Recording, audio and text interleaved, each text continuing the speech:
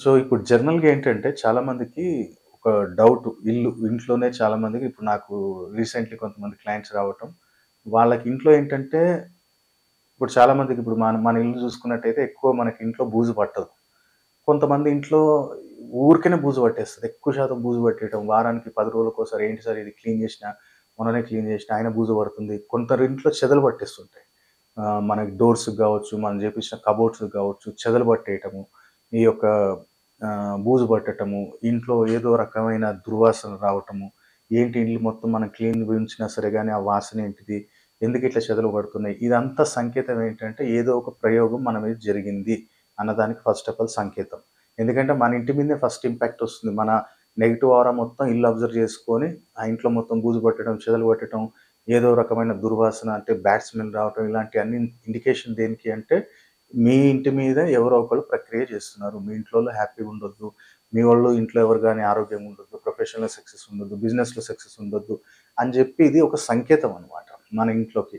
కొంతమంది మీరు చూడండి ఇంట్లల్లో కూడా ఆహ్, కిచెన్‌లో ఊరికేనే ఏదో రకమైన ఎలక్ట్రికల్‌గా కిచెన్‌లో ఖరాబ్ అయిపోవటం, లేదనుకుంటే ఉన్నట్టుండి గ్యాస్ లీక్ అయిపోవటం, అంతా మొత్తం కొత్త పైప్స్ అవి ఇవి ఉన్నాయి గానీ, అంతా ఇట్లా జరుగుతున్నాయి అంటే ఏదో ఒక ఇండికేషన్ అన్నమాట మీకు.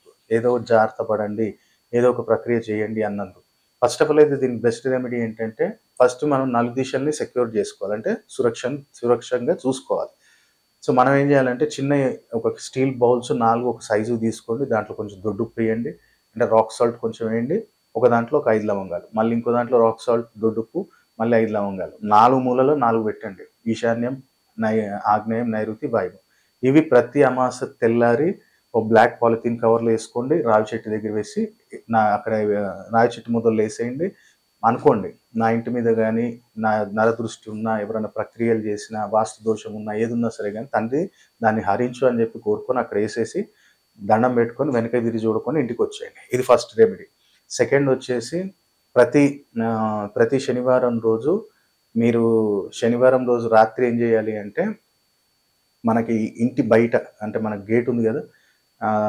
ఏదైతే గడప ఉంటుందో, ఆ గడప బయట మనకు ఒకవేళ గేట్ ఉంటే గేట్ ఓకే. ఆ గేట్ లోపలనే చేయండి. అక్కడ ఏం చేయాలంటే మనము పసుపావాలు, అలాగే కొంచెము గసగసాలు ఈ 2 కర్పూరం మీద వేసి కాల్చేయండి. ఎలాంటి కట్లున్నా, ఎలాంటి దోషమున్నా సరే గాని వెళ్ళిపోవాలి అని చెప్పి మనసులోని కోరిక కోరుకొని అక్కడ వేసేయండి.